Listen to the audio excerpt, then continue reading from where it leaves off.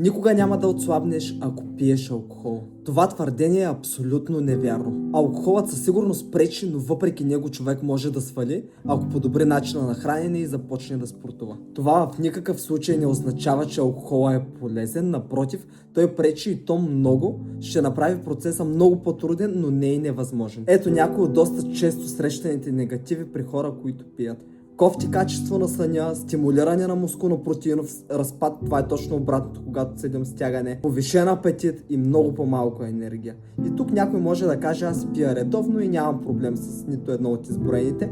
Това, че консумираш редовно алкохол и нямаш проблем, не означава, че ако го спреш, няма да се чувстваш много по-добре.